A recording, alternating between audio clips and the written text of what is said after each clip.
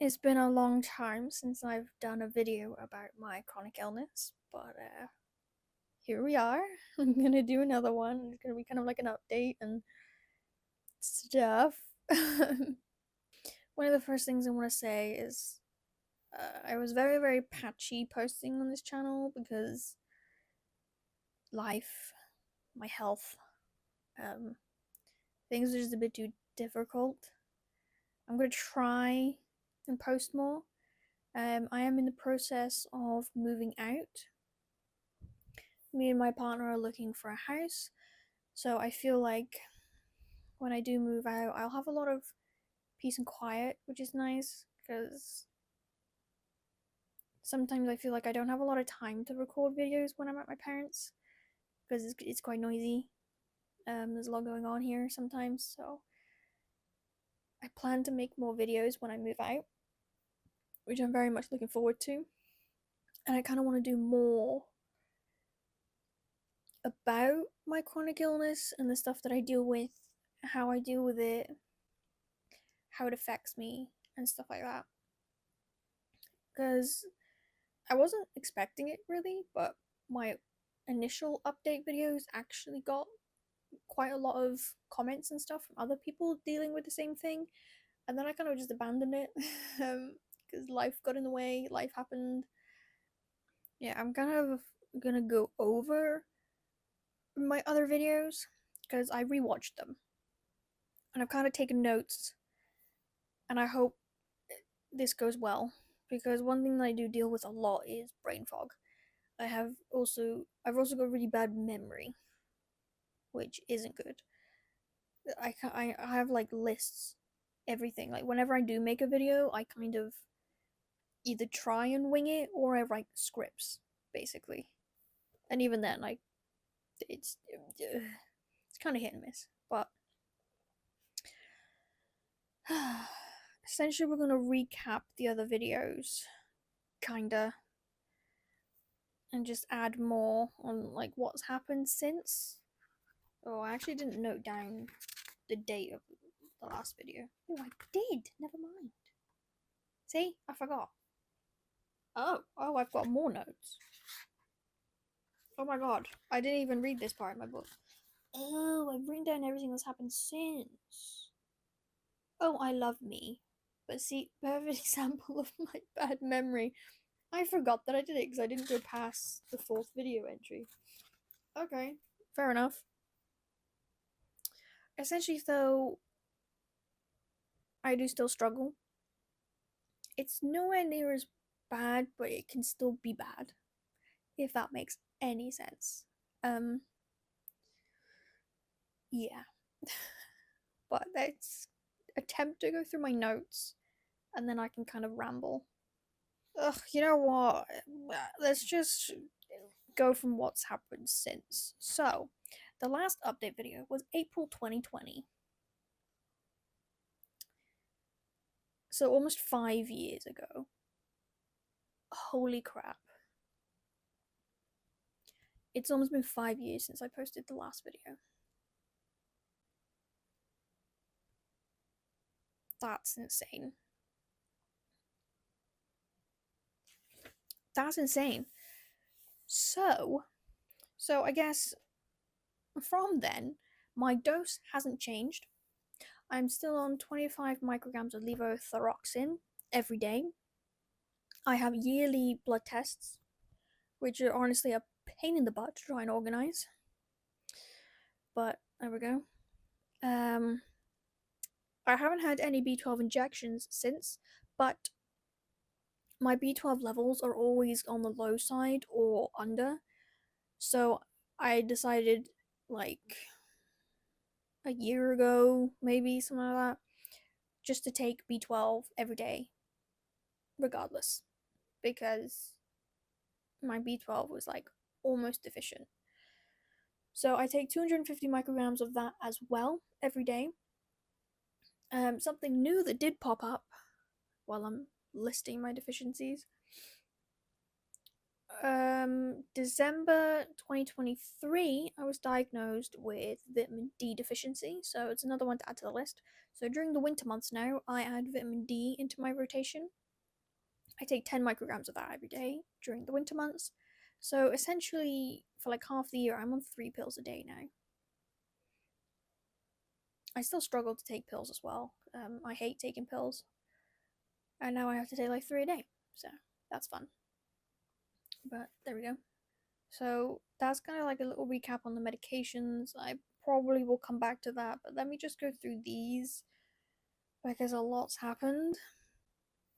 So, completely forgot about this, but at some point in 2020, I had to have a camera down my throat because of all the nausea and throwing up that I was doing. They wanted to make sure that nothing was damaged, so I had to have a camera down my throat. That's not fun. I went with sedation, so I don't remember a thing, but I still remember having a panic attack before it because they had to take me into a room because I had to sign all the documents. They had to explain what's going to happen and stuff. And I panicked there because the idea of having a camera down my throat, not fun. So they told me about sedation. They were like, most people do not remember. I was like, okay, but I'm still panicking because I still have to like be there. They were all lovely. There was 4 people, 4 doctors, nurses. I don't know who they would have been in the room with me. And first they have to numb your throat. So they have to like numb right at the back. I flinched the first time, so it got inside my mouth as well. And when I could not feel a thing, which obviously is the point. But the fact that I couldn't feel anything, I couldn't even feel myself swallowing, that made me panic more. They were like, this is completely normal. Obviously, you can't feel anything. That's the point. That's a good thing. It made me panic more. So essentially, they were like, okay, let's just sedate you. Come on, let's just sedate you. Because I was panicking so much. So they did that. I don't remember a thing. I remember waking up in the recovery. That's it. They said they did find a lot of potentials, but nothing was to worry about. So I was like, oh, okay. There was no damage, as far as I remember. I can't remember what they told me actually, so I don't know. Nothing else happened, so I'm assuming I'm okay. But then at the end of 2020, I had another fun experience. So I know this video is kind of more dedicated to my hypothyroidism, but it's more health because I also had something else happen, which was another contribution to not posting, pretty much. So at the end of 2020, I had an ear infection flare up, but it wasn't your normal ear infection because I was born with like a hole at the top of my ear that was connected to a sinus tract under the front of my ear here. My whole life it would get infected. I would have to clean it. No antibiotics would work. It was just something I had to deal with. But at the end of 2020, it flared up so bad, it began to swell. And then, just my luck, it was like a bank holiday weekend or something. Or was that the first time? Or was that the second time? I can't remember. I think it was the second time. So they gave me antibiotics and it kind of went away. I was like, okay, cool. Then, yeah, here it is. May 2021, it came back, but it was on the double weekend, the double bank holiday weekend. So and it happened on the Friday. Just my luck. My doctor's closed. And then on Saturday, it doubled in size. Not good. I started to feel very, very sick. It was a lot of pain on the side of my head. Sunday, it doubled in size again. So my dad was like, "Okay, let's go to minor injuries, just to see if this is A&E worthy." I was in a lot of pain. I wasn't sleeping. So we went there. They were like, "Okay, I can prescribe you antibiotics, but I can't actually do anything." And they were like, "If this gets worse or if you start vomiting, go to A&E because sepsis could be kicking in." Because obviously it was a very large infection. It was like at that point, if you cut a golf ball in half and stuck it to the side of my head, that was it. Not fun. So Sunday night, I could not sleep. Um, Sunday, I could not sleep. I was in pain. It was horrible. So it was like, I think my dad woke up at like 7 a.m. and I just wandered through it. I was like, I'm not doing good. And he took one look at it and he was like, that's worse. Get ready. We're going to A&E. So we got there, I don't know, however long it took to get there. And they were like, we don't have the right department here. I'm like, "Oh, great. But we can prescribe you stronger antibiotics." So they prescribed stronger antibiotics, and then they go in touch with another hospital, and they were like, "All right, when can you see if she needs to be seen? We need a specialist ENT department." So, but they could only book me in on the Wednesday, so I had to wait 2 days. But I was on antibiotics. Not fun. So we got home. Again, I had a rough time sleeping that night. I remember I couldn't lie down. I couldn't lie on it. And I remember the next day, I was being sick. Not good. And I remember, to try and soothe the pain, I would put a washcloth under hot water, let it cool down, and then like kind of hold it. Let me tell you, an infection bursting is disgusting. But let me tell you the relief that I felt. Yeah. So that burst. And then on the Wednesday, I still went to the hospital for my appointment. They took one look and they were like, "I need to drain that. That needs to come out." And I was like, "Yeah, it was like triple the size yesterday, but it burst." They were like, "That's after it burst." And I was like, "Yep." And they were like, "Yep, I need to cut this and we need to drain this." So they did that. Fantastic. So, the healing process, it took maybe like a week or so for it to kind of heal and die down. I felt kind of better. It wasn't quite going away though. It flared up again, but it flared up in a different way. So because the incision hadn't fully healed properly, it started like expanding that. So instead of expanding the whole area, it was just doing the incision. So I had to go back again. So I went back to A&E because it was starting to swell up again. They prescribed me more antibiotics. They sent me to the same hospital again for the ENT place. Um, so they decided, I think they drained it again, and then they decided to try and cauterize it. I had to go back once every 2-3 weeks, like 3 times, and they would cauterize it. Didn't do anything, kept coming back, wasn't working. My skin, it was being burnt, and I didn't care. They were like, "You need surgery. You need surgery to cut this out. There is nothing we can do." Fantastic. So I went on the wait list. The wait list, I think they said, was going to be like 12 months. Just for the initial assessment appointment, not the surgery. So I had to go privately. I had to go privately.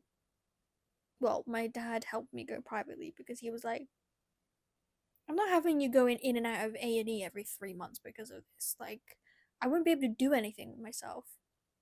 Like, getting reoccurring infections was not good. So we had to go privately. So thankfully, I had my surgery January 2022. So about a year after everything happened. Like the constant infections in and out of A&E, antibiotics, cauterization, everything.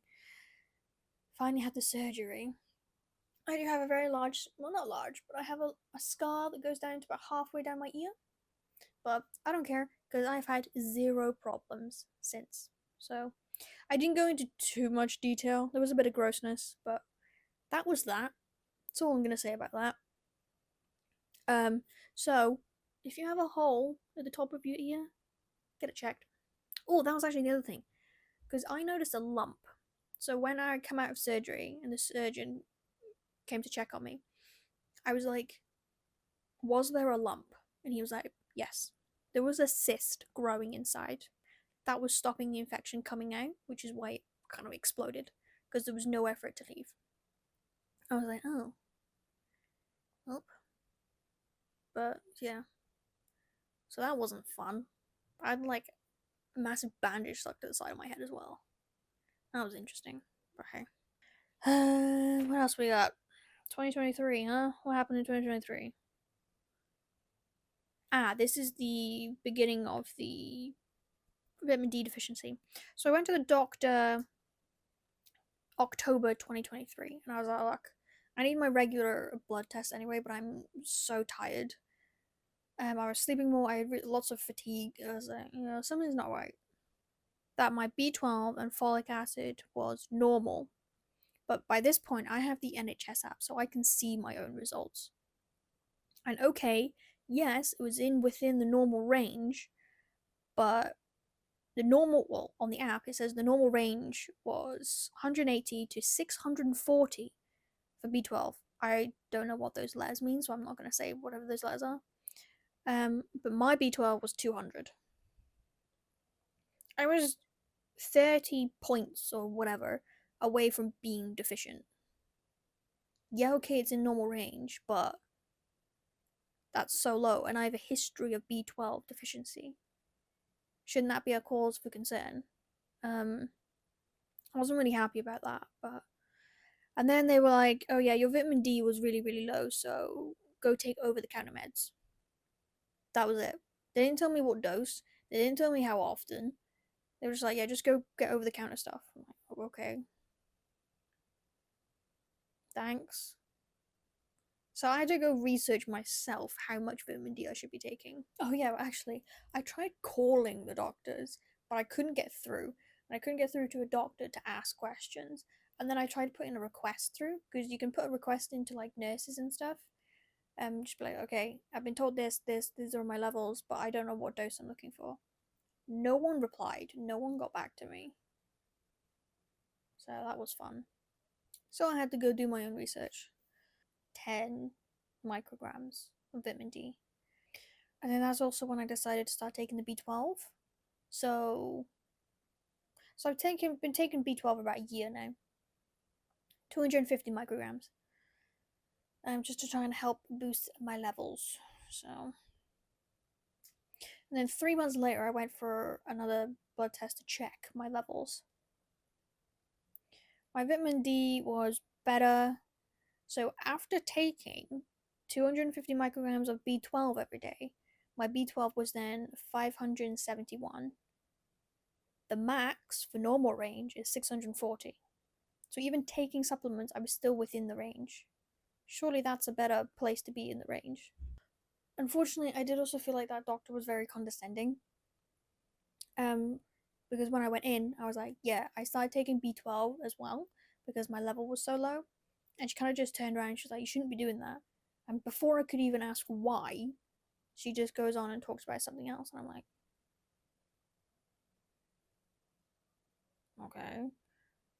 Because a prior doctor had told me you can't overdose on B12. It's so hard because your body just pees out any extra.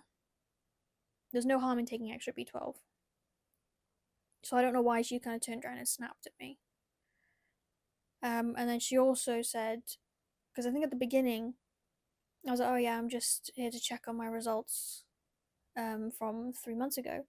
She also then turned around and she was like, oh, you should have waited 6 months. You should have waited 6 months, not 3. You shouldn't be here right now. I was like, oh, I just wanted to check on my results because that's how long I would wait previously. It was 3 months when I'd get a check. She goes, no, you should have waited longer than 3 months. And I was like, oh, well, I wasn't told. It's like, well, you should have waited. How do I know if I don't get told? She was also my other doctor. Like 3 months prior, she gave me the blood test. She was the doctor. Why didn't she tell me? How am I supposed to know when my routine was every 3 months? Especially during my initial 2 years of dose changes. That's how often I would come into the doctors. How am I supposed to know I'm supposed to wait 6 months?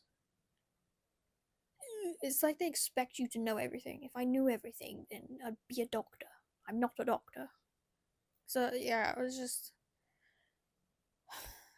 felt very defeated after that appointment. So I haven't actually been back since. I'm due for my regular blood test, but I just don't want to go back because I feel like they just don't listen, which sucks. So I was early 2024. Like I said, I haven't been back to the doctors because like every time I tell them, oh yeah, I still feel like crap. I still feel a lot of fatigue. I'm still so tired. I'm forgetting things. They're like, let's do blood tests and then check. And then nothing happens. Because it's always like weeks before appointments or like months. And then obviously the doctor's not going to remember me, which is valid, but they just don't listen. They don't listen. And it's so frustrating. Because the first thing they tell you is, oh, okay, we'll do a blood test. I've been doing blood tests since 2019. Nothing is changing. I feel the same. So I just don't bother. And that sucks. So I have to kind of just listen to my body.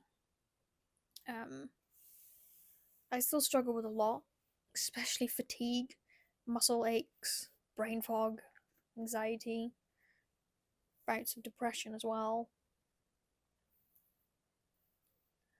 So I guess this is just my life. Let's see if I said anything else in other notes, but I'm probably just gonna rant now. Yeah. Basically, I just listen to my body. If I'm fatigued, I stop. I stop moving. I try and rest as much as I can. If I do go out and enjoy a day, like me and my partner do like going for walks. If I go for a walk, I have to spend like the entire of the next day, 2 days, resting because I'm in pain. It sucks. And I can't do a lot. So when we go find places to walk, we have to find places that are flat. I can't, I really struggle to do inclines, like steepness or stairs. Every time I go up and down the stairs at home, my knees kill. They're on fire. Um, it just sucks. And every so often, I need like a 12-hour sleep as well, which also sucks because it's like that's a lot of time. But there we are.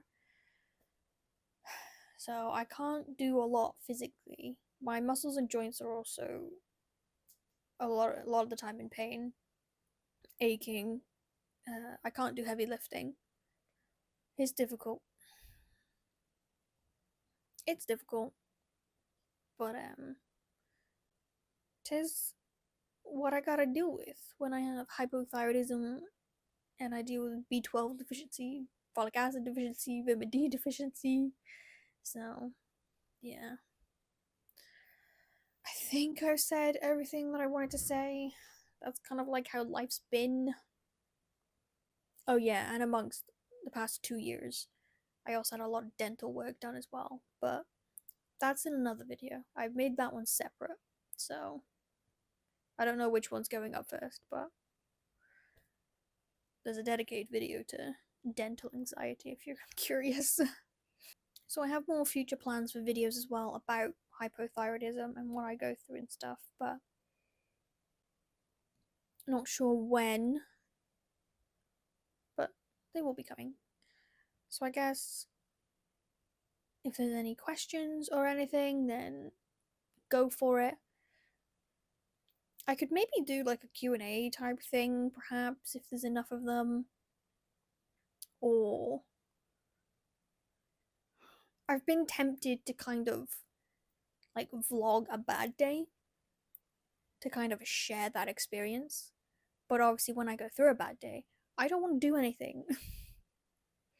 And it's a lot of brain fog as well. So I forget a lot. So I don't know how it would go. But I might try that. Just to kind of share the reality of what it can be like. But we shall see. So yes. Long video, but it's been 5 years, so there was a lot to talk about. So, still living with the chronic illness. 'tis my entire life. Will be with me for the rest of my life. So I wanted to share my experience, and I will continue to share my experience, and I'm going to try and post more on this channel. So I hope this video has been informative and stuff. I hope you have enjoyed watching, and I will see you in the next one. Goodbye, everyone.